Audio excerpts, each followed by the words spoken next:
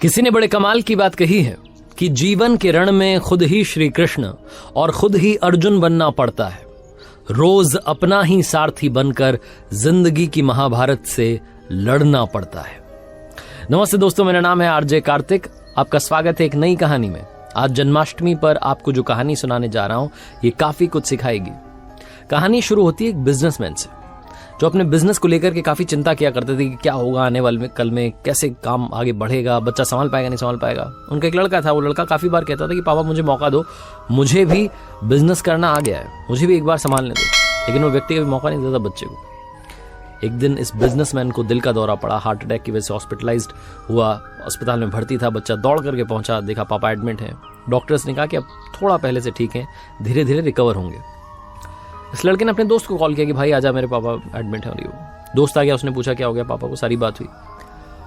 उसके बाद ये जो बिजनेसमैन का लड़का था इसने कहा चलना बाहर चल के आते हैं, बहुत देर हो गई इधर। अस्पताल से जब बाहर निकले तो एक आइसक्रीम वाला दिखाई दिया। बिजनेसमैन के लड़के ने कहा कि भाई आजा आइसक्रीम खाते हैं। वो लड़का चौंक गया जो दोस्त था कि यार क्या पागलपना चल रहा है, पापा अंदर भर्ती हैं, ये आइसक्रीम खा रहा है। आइसक्रीम खरीदी, उसके बाद खाने लगे। तो वो जो दोस्त था उससे रहा नहीं गया, उसने पूछ लिया इस लड़के से कि भाई समझ नहीं आ रहा है तुम्हारे बिजनेस का क्या होगा, आने वाले कल में तेरे पापा एडमिट हो गए हैं, उनकी तबीयत ठीक नहीं है, दिल का दौरा पड़ा है, हार्ट अटैक हुआ है, तू यहाँ आइसक्रीम खा रहा है, मुझे समझ ही नहीं आ रहा। वो जो लड़का था उसने जो बात कही वो ध्यान से सुनी। उसने कहा कि मुझे मालूम है तो ये सोच रहा हो कि मेरे पापा एडमिट है और आइसक्रीम चल रही है, मजे चल रहे हैं। नहीं, मैं भगवान श्री कृष्ण का बहुत बड़ा भक्त हूं और उनकी दो बातें हमेशा जिंदगी में याद रखता हूं। पहली बात जो हम सबको मालूम है कि काम करना है, फल की चिंता नहीं करनी है, तो जो होगा देखा जाएगा, मैं अपने काम पर फोकस करूंगा, बिजनेस भी अच्छा चलेगा।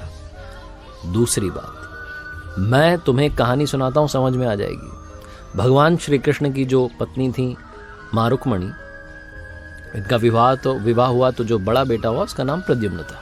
और प्रद्युम्न के जन्म के 10 दिन बाद ही प्रद्युम्न का अपहरण हो गया, छोटे बच्चे का। मां रुक्मणी नाराज रहने लगी, उदास रहने लगी कि क्या हो गया है। भगवान श्री कृष्ण कहते थे कि चिंता मत करो, प्रद्युम्न ठीक होगा, जहां भी होगा, तुम स्वस्थ रहा करो, मस्त रहा करो।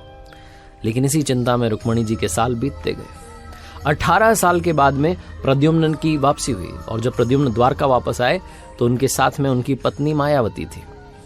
समस्या ये थी कि जो मायावती थी उसकी उम्र 20 साल ज्यादा थी प्रद्युम्न से। मां रुक्मणी पहले तो खुश हुई कि बच्चा आ गया, फिर दुखी हुई कि इतनी बड़ी लड़की शादी करके आ गया। भगवान श्री कृष्ण के पास गई और जाकर कहने लगी कि क्या हो गया है। भगवान श्री कृष्ण ने कहा कि जो हो गया है उसको स्वीकार कर लो, चिंता मत करो। लेकिन मां रुक्मणी कह रही थी कि बड़ी लड़की से शादी कर ली, यही मिली थी, ये वो, पता नहीं बहुत सारी बातें वो स्वीकार नहीं कर पा रही थी, उदास हुए जा रही थी, दुखी हुए जा रही थी। 1 साल 2 साल समय बीत रहा था, लेकिन अंदर ही अंदर वो बात उनको कचोटती रही। 8 साल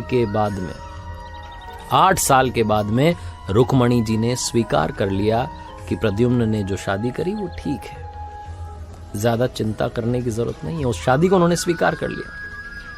एक तरीके से अपनी जिंदगी के 26 साल उन्होंने उदासी में बिता दिए।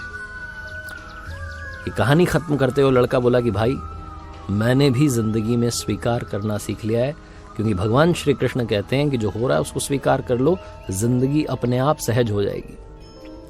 छोटी सी कहानी जो 2 बड़ी बातें सिखाती है, और यही बातें मैं आप तक पहुंचाना चाहता था कि जिंदगी में जो हो रहा है, life goes on, so just keep going.